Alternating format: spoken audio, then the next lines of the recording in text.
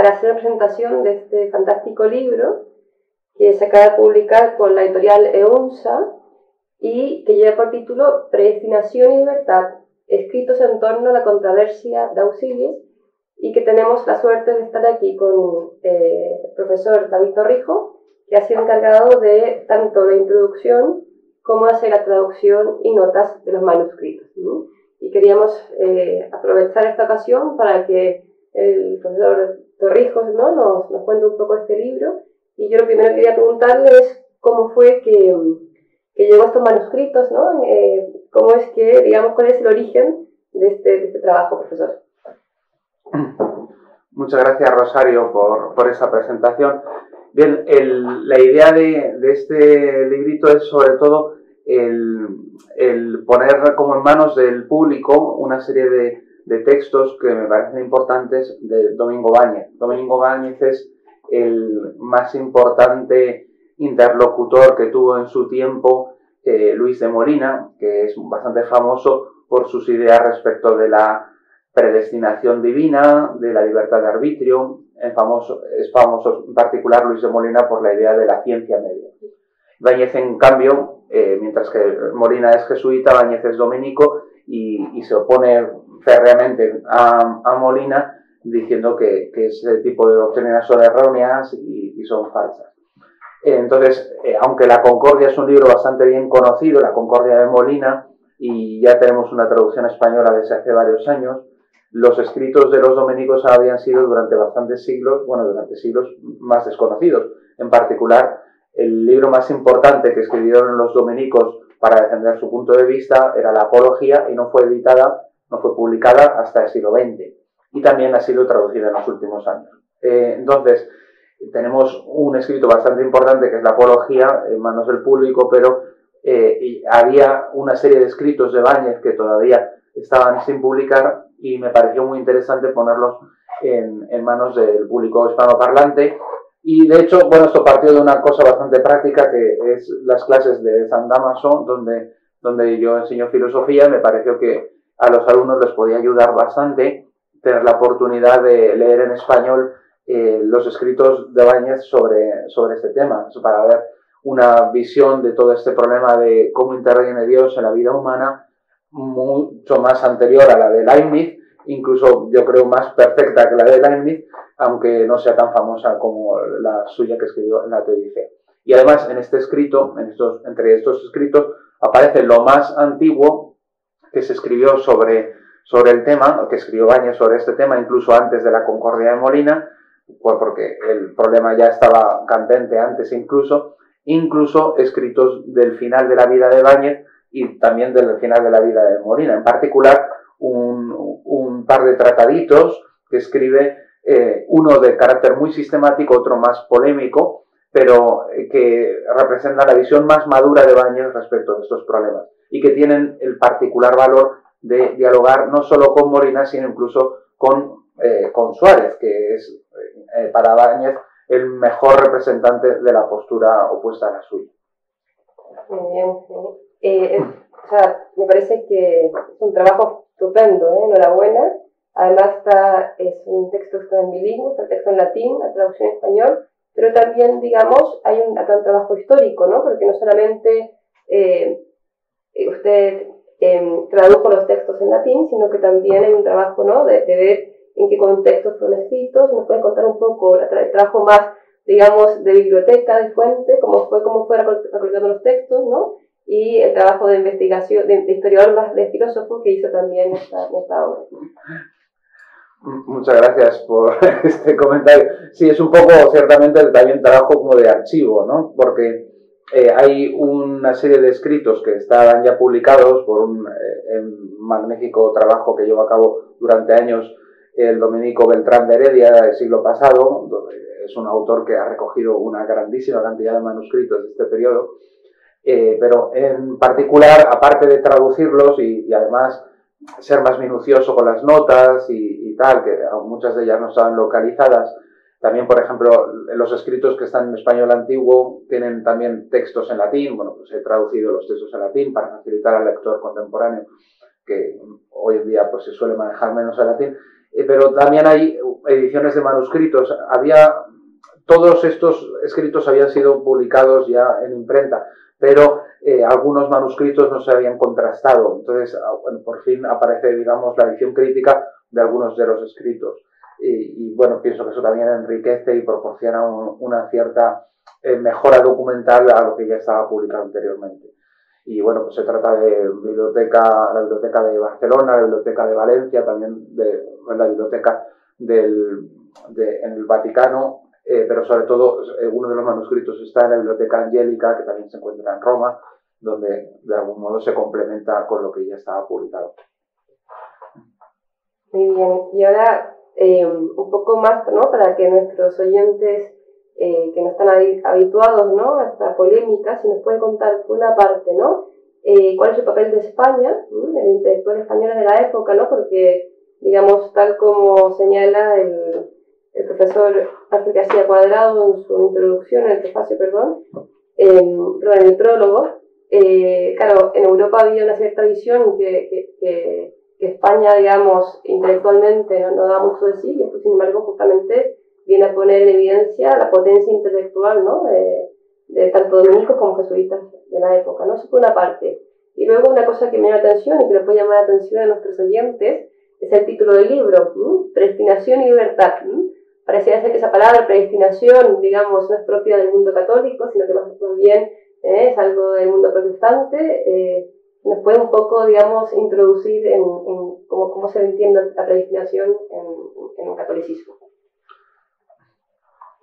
Sí, son muchas cosas interesantes. Efectivamente, yo creo interesante todo el mundo de la Escuela de Salamanca, que fue realmente un mundo de una intelectualidad brillante y que, bueno, ahí ha hecho un gran servicio el profesor García Cuadrado con esas citas fantásticas de Renan, ¿no?, donde el propio pensador francés pone justamente la situación de la España, que en aquel momento era confesionalmente católica y además era famosa por su Inquisición, como una oportunidad del desarrollo intelectual y de libertad, ¿no? O sea, precisamente porque había Inquisición, entonces se desarrolla la libertad, una cosa bastante paradójica que plantea ahí Renan y que, bueno, posiblemente sea discutible, pero lo que es, creo yo, bastante indiscutible es la potencia de los pensadores de Salamanca, hoy en día ampliamente reconocida, que influirán durante siglos en el pensamiento europeo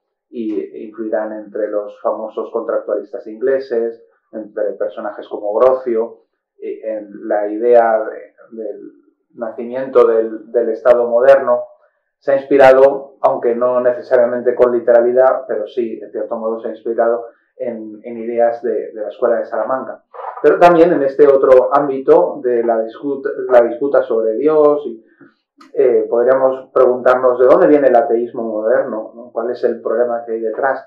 Y uno de los problemas que se ven más claros es el problema de la libertad, ¿no? El problema que encuentran muchos ateos con Dios no es que Dios exista o que haya dado el mundo, sino que de algún modo Dios es una amenaza para la libertad. Si Dios está ahí, de algún modo yo no tengo una libertad tan amplia como la que tendría si Dios no existiera. Sería mejor que Dios no existiera y así yo podría hacer lo que me viniera en gana, ¿no? Y pudiera ser verdaderamente original en las decisiones. Si Dios lo ha pensado todo, lo sabe todo, tiene un plan para mí, parecería que mi libertad se ve mermada. Yo soy solo un intérprete, pero no soy el verdadero autor de la novela de mi vida, por así decirlo.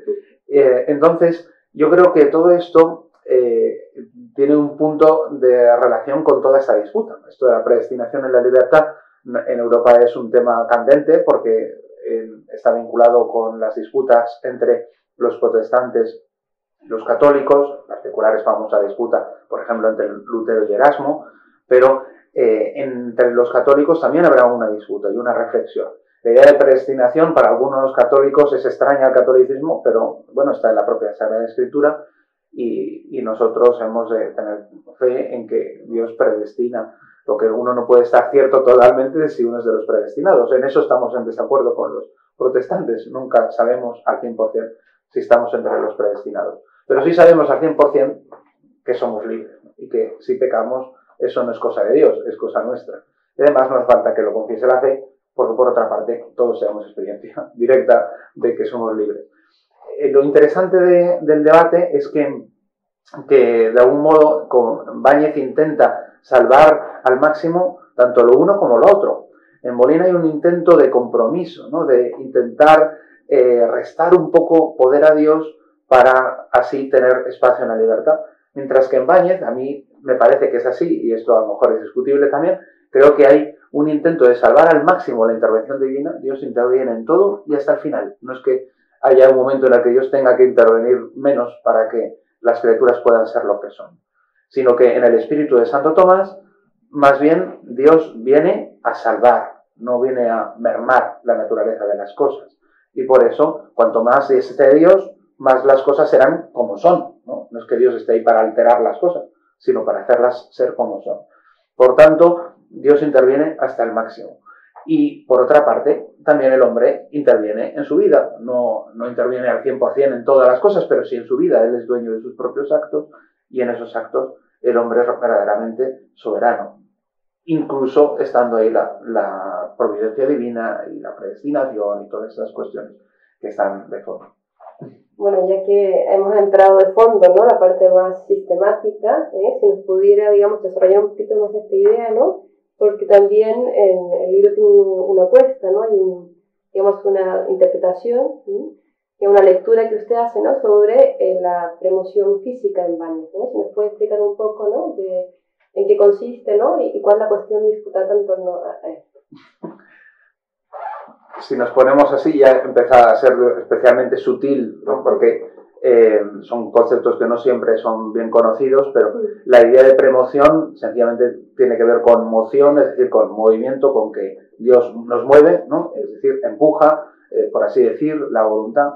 Es una idea que está ya en Santo Tomás y que la mayor parte de los escolásticos entienden, que bueno, las criaturas, igual que necesitan de Dios para existir, y si no estuviera Dios aquí sosteniendo en el ser a las criaturas, dejarían de existir, también necesitan de Dios para obrar.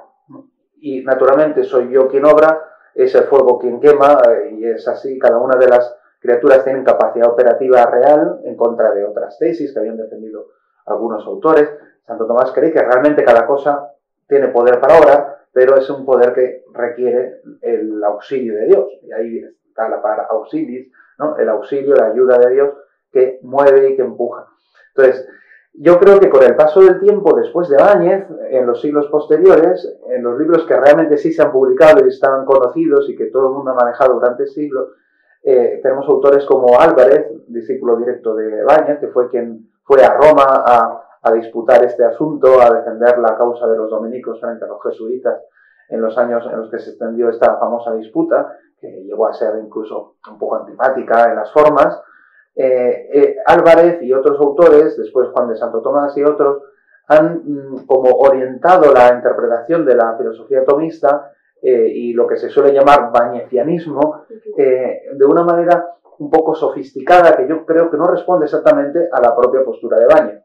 Por eso yo ironizo un poco sobre esto, diciendo que Báñez no es un bañeciano, o es un bañeciano pero de manera determinada, porque en particular la premoción física la entienden estos autores como una especie como de hábito, como una especie de transformación del hombre que queda en el hombre y que lo hace obrar en adelante, bueno, no en adelante, sino para cada caso determinado, así como lo quiere Dios.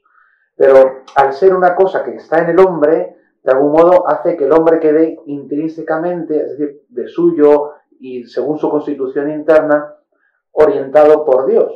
Y entonces la acción ya no va a ser del todo libre, porque ya es algo que está en su propia constitución el que obre de esa manera.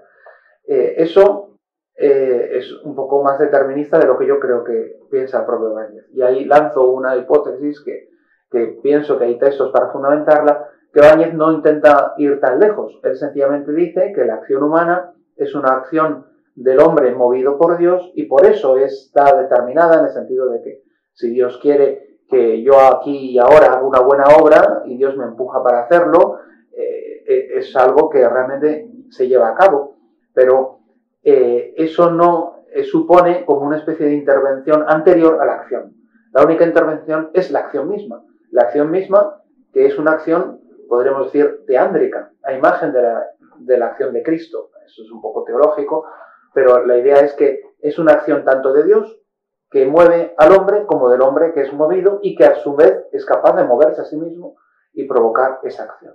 Por eso, por ejemplo, en esa buena obra, por ejemplo, dar una limosna, Dios me mueve y es una moción divina, es decir, estoy movido por Dios, pero soy realmente yo el autor de ella. Y no hay en mí nada anterior a la propia acción que sea producido por Dios. Es la acción misma la que con Dios estoy llevando a cabo. Entiendo, profesor David, que claro, sería una orden de causa primera y segunda, no de concausalidad, ¿no? Porque me imagino que creo que está ahí. Muy bien, y por último, ya terminando, si nos puede decir un poco qué repercusión tienen estos temas, ¿no?, en el debate actual filosófico, ¿no? Si hay, digamos, seguidores de Baño y Domingo, o fue algo que quedó ahí atascado en el siglo XVIII, XVII, o si hay alguna versión, digamos, de la filosofía analítica o de alguna corriente filosófica que haga eco, que recoja, ¿no?, estas contiendas. Bueno, una de las cosas que hace que tenga más interés el sacar estas cosas ahora es precisamente que tienen una gran acogida, sobre todo en el mundo anglosajón. En España es un tema menos conocido, pero en el mundo anglosajón se está estudiando bastante en torno a la ciencia media. Le invito a cualquiera a investigar todo lo que se ha publicado sobre Molina en los últimos años. En los últimos años ha salido un par de manuales sobre Molina, se están haciendo convenciones y debates acerca de la ciencia media, porque la ciencia media en particular es muy atractiva para algunos pensadores contemporáneos. En particular es famoso Plantinga, que ha defendido esta tesis y le parece que es una manera óptima de armonizar la acción de Dios y la acción del hombre, y entonces a raíz de ahí hay muchos pensadores que están teniendo esas cosas, digamos, sobre el tapete. También hay quienes se oponen a la postura de Plantinga y hay quien se considera más determinista y lo considera más precisa como respuesta al teísmo y a la postura acerca de Dios. Pero en el mundo católico particularmente hay también un debate muy intenso acerca de cómo se deben interpretar estas cuestiones. Efectivamente está la postura de Molina, la que se suele llamar molinismo, y esta postura que se suele llamar tomista, o más bien bañeciana, y entre los tomistas hay un debate para intentar suavizar el bañecianismo, porque claro, parece que Dios lo intervenga en todo hasta el final, de algún modo es sobre todo antipático, sobre todo respecto del mal, porque si Dios lo determina todo, también determina las culpas, y eso está claro que no es lo que quería decir Santo Tomás. Entonces, hoy en día, sobre todo Maritain ha influido mucho y a raíz de esto se ha tenido en cuenta, por ejemplo, también la postura del español Marín Sola y bueno, por una parte, y luego hay otros que no están de acuerdo con Maritain y con Marín Sola y esta corriente y que siguen defendiendo la postura que se puede llamar bañeciana, donde destacaría en el siglo XX sobre todo Garrigou-Lagrange, y hoy en día pues hay gente que sigue insistiendo en que la postura de Garrigou-Lagrange eso es la más perfecta descripción de lo que Santo Tomás piensa. O sea que es algo que realmente tiene interés entre el público católico en particular, pero yo creo que sigue teniendo un interés porque no hace falta nada más que ver las series que se están poniendo en los canales online y podrás ver que siempre está el tema del futuro, si el futuro está determinado yo puedo elegir, si hay un Dios o hay una máquina que sabe el futuro, entonces yo podré elegir o saltarme esa elección o no. O sea, esto que parece una cuestión súper intelectual y alambicada de intelectuales y teólogos, en realidad tiene una repercusión en las preguntas más cotidianas sobre quién es el hombre, qué es mi vida, qué es la libertad, cuál es el destino del hombre, hacia dónde vamos, que se pregunta la gente, digamos, en el bar y en las películas y en las series, porque realmente repercuten sobre, claro, la identidad humana y sobre su capacidad de elegir. Una pequeña cuestión, profesor Torrijos, y creo que estoy pasando el tiempo, pero solamente porque escuchando imagino, ¿no?, que nuestros seguidores que no estaban habituados, con esto de la ciencia media debe haber surgido cierta inquietud, ¿no? ¿Nos puede decir muy brevemente, ¿no? ¿Qué quiere decir, ¿no? Toda la ciencia media. Bien, para ya terminar. Terminamos, sí. Sí, el asunto sería que antes decía Barabáñez, Dios es sobre todo la causa primera y los hombres son causalidad secundaria. Entonces, la causalidad del hombre está subordinada a causalidad divina, entonces actúa gracias a que Dios la mueve. Sin embargo, Molina pone otro punto de vista, que es una especie de causalidad coordinada. Él pone el ejemplo de una barca. Imagínate a dos personas que están a ambos lados de un canal arrastrando una barca que va por el medio. Cada uno tira de una cuerda y entonces el resultado es un movimiento rectilíneo de la barca, pero ambos cooperan de manera comparable. Bueno, pues uno es Dios y el otro es el hombre. De manera que no parece que la causalidad humana esté subordinada a la divina, que es lo que parece que tiene más sentido, teniendo en cuenta que Él es el creador. Entonces, al ser el hombre dueño de un ámbito de causalidad en el cual no interviene Dios, porque Dios sí da una ayuda, pero luego con esa ayuda uno la aprovecha o no la aprovecha, Molina tiene que salvaguardar cómo Dios aún así sigue siendo dueño del universo y es capaz de controlar, digamos, los designios y los destinos de la historia. Para eso inventa la ciencia media. La ciencia media intenta ser un término medio entre lo que Dios piensa, así en general, todo lo pensable lo puede pensar Dios. Eso se llama la ciencia, digamos, de simple inteligencia. Y luego hay otra ciencia que es la ciencia de visión, ambas según la tradición. Lo primero es pensar cualquier cosa, todo lo inteligible, pues no sé, por ejemplo, pensar cómo sería mi hermano gemelo o algo así, ¿no?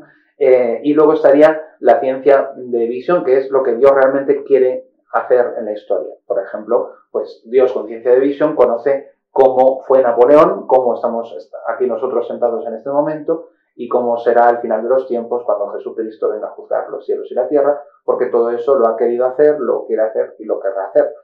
El problema es que la ciencia media trata de solventar cómo conoce Dios el futuro. Entonces, el futuro se conoce de manera condicionada y sobre todo así se salvaguarda que Dios conoce incluso las cosas que no van a suceder como condicionadas por lo que se ha querido antes. Entonces, esto está inspirado en lo que dice Jesús. Si los de Corazaín y de Betsaida, hay de ti Corazaín y de ti Betsaida, si los de Tiro y Sidón hubieran visto los milagros que habéis visto vosotros, se hubieran convertido. Pero vosotros no os habéis convertido. Entonces, ¿qué pasa ahí? Bueno, que Jesús tiene esa ciencia media que le permite conocer lo que hubieran hecho los de Tiro y de Sidón si hubieran estado en las condiciones que estuvieron los otros, que sí vieron esos milagros. Entonces, es un conocimiento que está condicionado por lo que podría haber pasado o ha sucedido en el futuro. O sea que Dios se comportaría como una especie de supercomputadora que podría evaluar todos los futuros, viendo todas las posibilidades, como algo así como hace una computadora cuando juega al ajedrez. Si este mueve el caballo, entonces yo puedo mover esto, y si yo muevo esto y esto, el otro puede mover esto y esto y esto, y se va abriendo un árbol de posibilidades. Bueno, algo así parece que es la ciencia media de Molina. Lo cual, como podréis ver, deja la libertad en un lugar bastante complejo, ¿no? Pero bueno, simplemente quería presentarles este estupendo libro, Predestinación y Libertad, ¿no? Los escritos de Domingo Báñez en torno a la controversia de Auxilis, y aquí hemos abierto algunos temas: libertad, ¿no? Ciencia media, predestinación. Yo os invito a que os hagáis con esta joya que tenemos ahora en edición bilingüe y os animéis a entrar en estos temas que disfrutaréis sin duda. Muchas gracias, José Torrico, muchas gracias por esta aportación y nos vemos en otra ocasión.